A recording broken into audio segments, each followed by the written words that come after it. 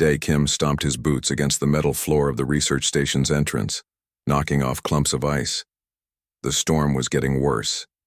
His final routine check of the perimeter sensors had taken twice as long as usual. All he wanted now was a hot drink and sleep. As he hung up his heavy parka, the emergency alert system suddenly blared to life. A proximity sensor had been triggered on the eastern boundary. "Probably just another ice drift," muttered Sun, the station's senior researcher, barely looking up from his data tablet. Dae frowned at the monitor. The heat signature was unusual, too concentrated for a natural phenomenon. "I'll check it. Out." "In this weather? You just got back," Sun argued, but Dae was already pulling his gear back on. "Something doesn't look right," Dae insisted. "I'll be quick." Outside, the wind howled like a living thing. Dae switched on his helmet lights and trudged toward the anomaly. The research station was one of only 3 human outposts on this remote ice planet. They rarely had visitors, especially unannounced ones during a storm. 50 meters out, his light caught something on the ground. At first he thought it was an unusual ice formation. Then he saw the unmistakable shape of a body. "Hello?" he called, rushing forward. "Can you hear me?" The figure didn't respond. As Dae knelt beside it, his shock nearly sent him stumbling backward.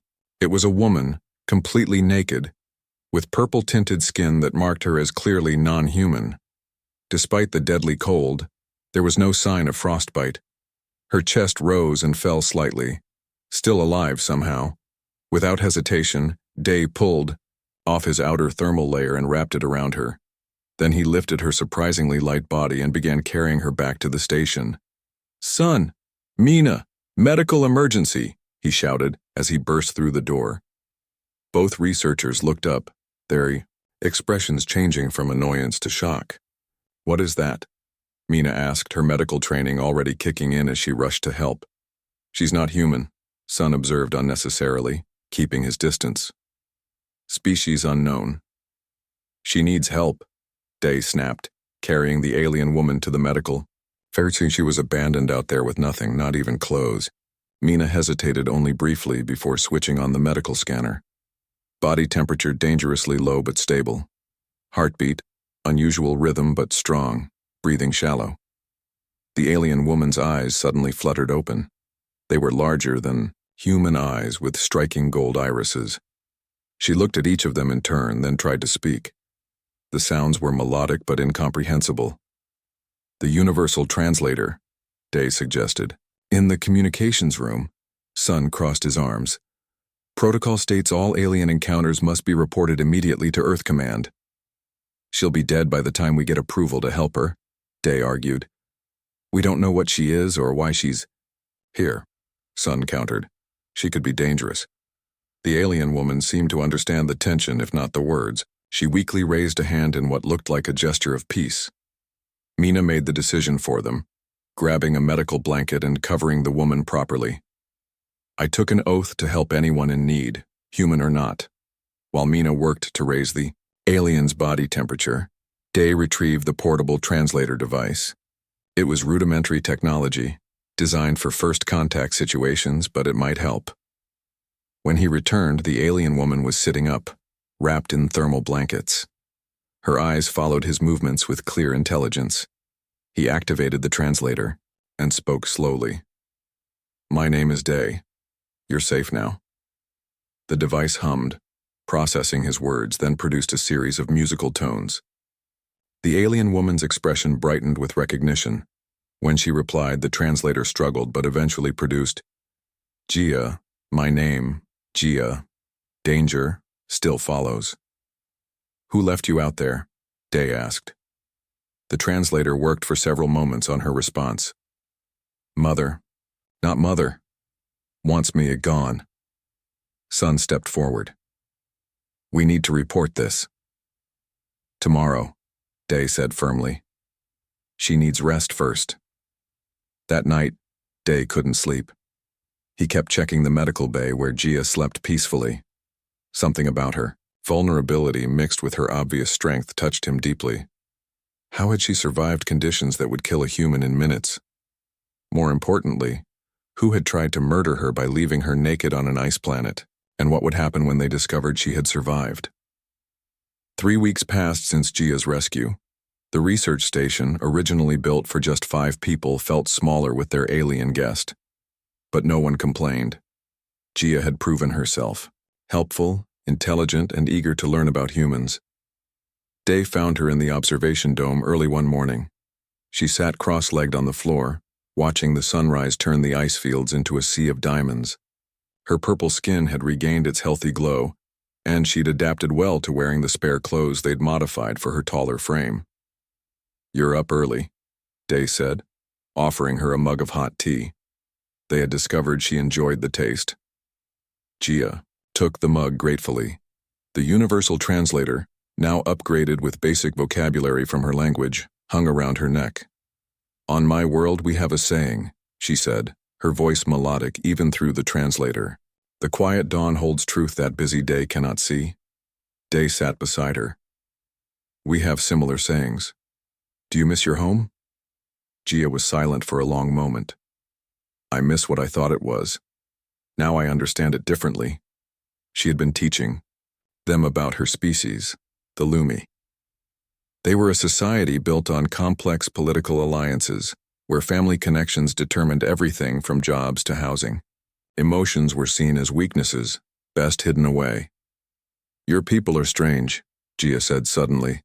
Day laughed. "How so?" "You help without expecting payment.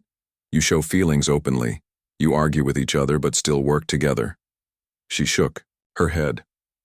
"When Sun disagreed with helping me in my world, that would mean death for me." "Is that why your stepmother tried to kill you?" Gia nodded. "Hana married my father for his position in the diplomatic corps. My existence threatens her children's standing. It is logical in our way." "There's nothing logical about murder," Day said firmly. "That is the most human thing you have said," Gia replied with a small smile. Their conversation was interrupted when Mina burst into the dome, her face tense. "We just received a transmission. A Lumi diplomatic vessel is approaching. They say they're searching for a missing diplomat's daughter." Gia's mug slipped from her fingers, shattering on the floor.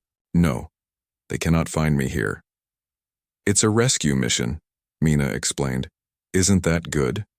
"Not rescue." "Finish what Hana started," Gia said, her words coming fast. "She will be with them. If I am found alive, she loses everything." Day helped her.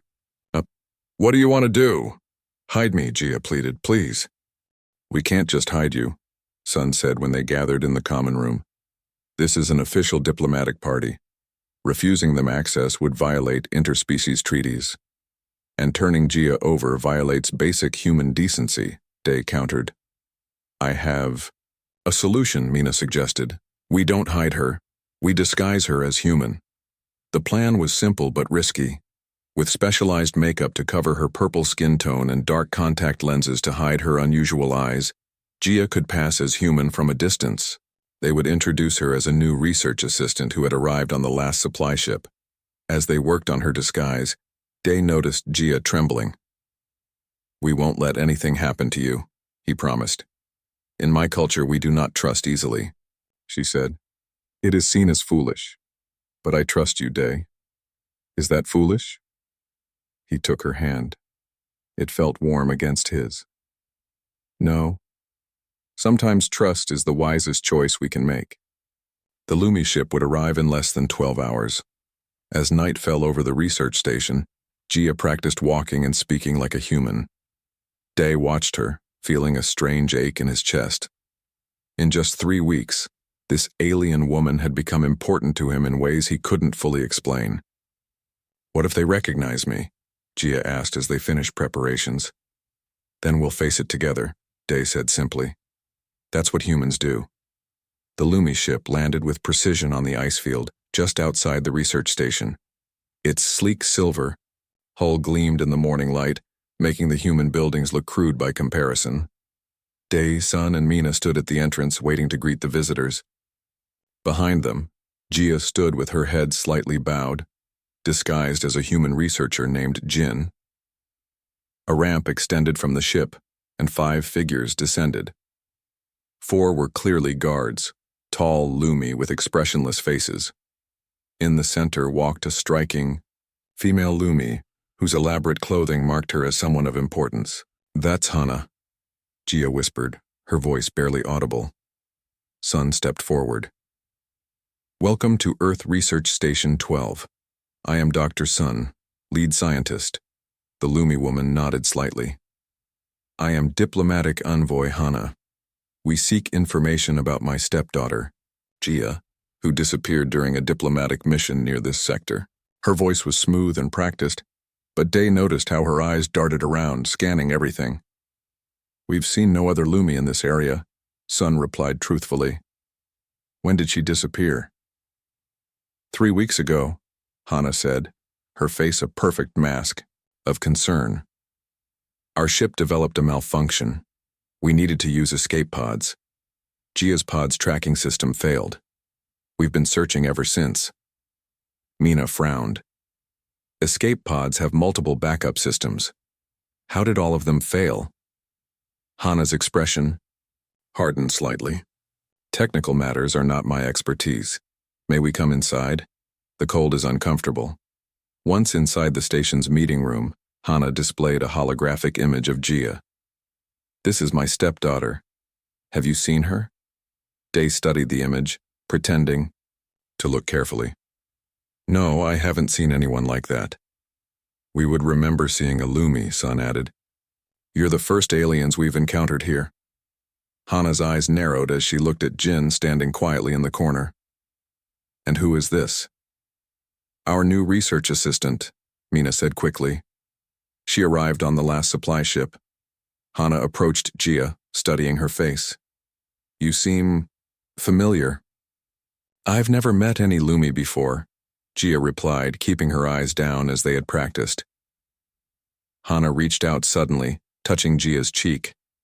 Her fingers came away with traces of the makeup they had used to hide Gia's natural skin color. "A clever disguise," Hana said coldly. "But not clever enough, stepdaughter." The room froze. The Lumi guards moved to block the exits. "What is happening here?" Sun demanded. "These humans have interfered in Lumi affairs," Hana stated. "They are harboring a fugitive." "Fugitive?" Day stepped between Hana and Gia. "You left her to die." "A serious accusation," Hana replied smoothly. "Do you have proof?" "I am the proof," Gia said, wiping away more of her makeup. "You drugged me, stripped me, and abandoned me on the ice. You thought no one would find me. Your word against mine." Hana smiled thinly. "And I am a respected diplomat while you are merely a troublesome child." "We have evidence," Mina announced suddenly. Everyone turned to look at her. "Our perimeter sensors recorded everything: the time, location, your ship's energy signature, even thermal imaging of Gia's body on the ice. Everything." Day shot Mina a grateful look. They had no such evidence. But Hana didn't know that. Uncertainty flickered across Hana's face. "You're bluffing." "Test us," Sun challenged. "Our station transmits all data to Earth Command. Attack us and the evidence goes public. The Lumi High Council would be very interested to learn how a diplomatic envoy attempted murder." The standoff stretched for several tense seconds. Then Hana's shoulders stiffened. "Guards, we're leaving," she ordered. "You can't take me," Gia said, standing taller. "I claim asylum with these humans." "This isn't over," Hana hissed. "Your father will hear of your betrayal to our people." "My father will hear of yours," Gia countered. After the Lumi had departed, everyone let out the breath they'd been holding. "That was close," Mina sighed. "Do you think she believed us about the evidence?" "She didn't," Day said. "But she couldn't be certain. Sometimes doubt is our strongest weapon." Gia looked out the window as the Lumi ship took off. "She'll be back, with more authority, more guards. Then we'd better get real evidence before that happens," Day said firmly. "And contact Earth Command ourselves." 6 months had passed since the confrontation with Hana. The small research station had become the center of an interstellar diplomatic incident. Earth Command had sent representatives. The Lumi High Council had sent investigators. For weeks, the station buzzed with officials from both species. In the end, justice prevailed. The evidence Day and his team gathered, records of the ship's landing pattern, Gia's medical scans showing traces of sedatives and testimonies from the crew, proved Hana's guilt. The Lumi High Council stripped Hana of her diplomatic status and sentenced her to confinement. Now, on the very ice field where Gia had been abandoned, something very different was happening. Small heating units formed a circle, keeping the area comfortable despite the planet's natural chill. Humans from the research station stood on one side. On the other, a delegation of Lumi, including Gia's father, watched with curious expressions. Gia stood in the center, no longer disguised. Her purple skin gleamed in the sunlight. Beside her stood Day, nervous but proud in his formal Earth Command uniform. "Are you sure about this?" he whispered. Gia smiled. "More sure than I've ever been about anything." The ceremony that followed blended traditions from both worlds. Gia's father, initially shocked by her decision to stay with humans, had come to understand. After seeing the evidence of his wife's betrayal, he had begun questioning many things about Lumi society. "In our culture," Gia spoke clearly so everyone could hear, "we form bonds for advantage, for political gain. I have learned from humans that bonds can form from something else, from care given without expectation, from trust that grows in darkness." She turned to face Day. "You found me when I was nothing. Naked on ice, a stranger, alien to your world. You gave me warmth, protection, and something my people rarely speak of, love." Day took her hands in his. They had spent months learning about each other's worlds, finding ways to bridge the biological and cultural gaps between them. What started as rescue had grown into something neither could have imagined. "I found you in the cold," Day said. "But you brought warmth to my life. Before you, I was hiding here, running from disappointed dreams. You taught me that different doesn't mean wrong. That strength comes in many forms." The ceremony concluded with both human and Lumi traditions, the exchange of simple rings and the Lumi ritual of shared breath, symbolizing the mixing of life paths. "The council has approved your request," Gia's father announced afterward.